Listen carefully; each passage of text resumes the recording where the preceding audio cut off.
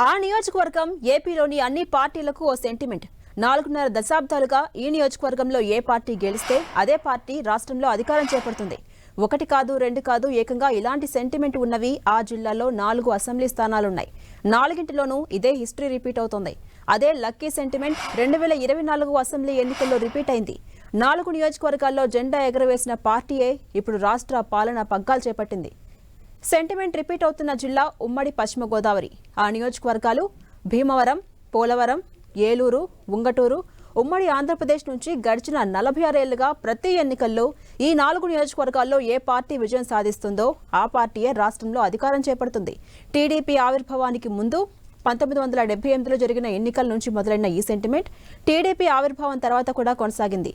ఇప్పటికీ ఈ sentiment continue అవుతూనే ఉంది.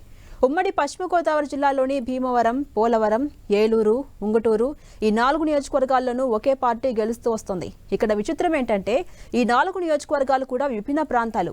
ఏలూరు నగర ప్రాంతం అయితే భీమవరం పట్టణ ప్రాంతం, ఇక ఉంగటూరు గ్రామీణ ప్రాంతం, పోలవరం ఏమో పూర్తిగా ఏజెన్సీ ప్రాంతం. ఇలా 4 నియోజకవర్గాల్లోనూ విభిన్న ప్రాంత ఓటర్లు ఉన్నప్పటికీ ఈ 4 నియోజకవర్గాల ఓటర్ల తీర్పు మాత్రం ఎప్పుడూ ఒకేలా ఉంటుంది. ఇక 2024 ఎన్నికల్లో కూడా ఈ 4 నియోజకవర్గాల్లో గెలిచిన పార్టీలే అధికారం చేపట్టాయి. ఉంగటూరు, పోలవరం, భీమవరంలో జనసేన అభ్యర్థులు విజయం సాధించారు. ఏలూరులో టీడీపీ జెండా ఎగురవేసింది. ఈ 2 పార్టీలు కూటమిలోనే ఉన్నాయి. ఇప్పుడు ఈ కూటమి రాష్ట్రంలో అధికార పగ్గాలు చేపట్టింది.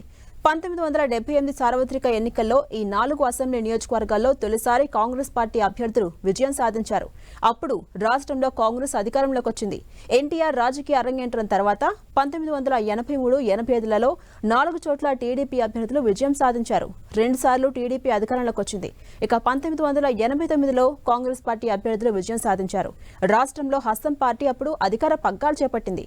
1994, 99 టీడీపీకి కూడా ఇదే సెంటిమెంట్ రిపీట్ అయింది.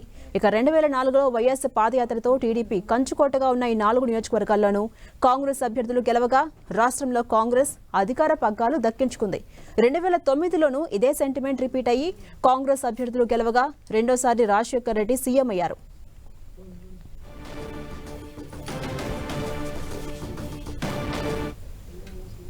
ఇక ఉమ్మడి ఆంధ్రప్రదేశ్ చరిత్ర ముగిసి రాష్ట్ర విభజన జరిగిన ఈ 4 నియోజకవర్గాల్లో సెంటిమెంట్కు మాత్రం ఎండ్ కార్డు పడట్లేదు. 2014లో జరిగిన ఎన్నికల్లో ఇక్కడ టీడీపీ అభ్యర్థులు విజయం సాధించారు. రాష్ట్రంలో చంద్రబాబు సీఎంగా బాధ్యతలను స్వీకరించారు. 2019 ఎన్నికల్లో 4 నియోజకవర్గాల్లో వైసీపీ అభ్యర్థులు జయకేతనం ఎగురవేశారు. రాష్ట్రంలో అప్పుడు జగన్ సీఎంగా అయ్యారు.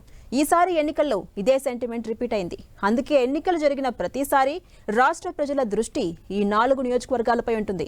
ఇక్కడ ఎవరు గెలుస్తారన్న ఆసక్తి కనిపిస్తూ ఉంటుంది. ఈ నియోజకవర్గాల్లో ప్రజా తీర్పు ఎలా ఉంటుందన్న విశ్లేషణలు కూడా జరుగుతాయి. అందుకే ఈ 4 నియోజకవర్గాల ప్రజల తీర్పు కోసం రాష్ట్ర ప్రజలంతా ఎదురు చూస్తుంటారు.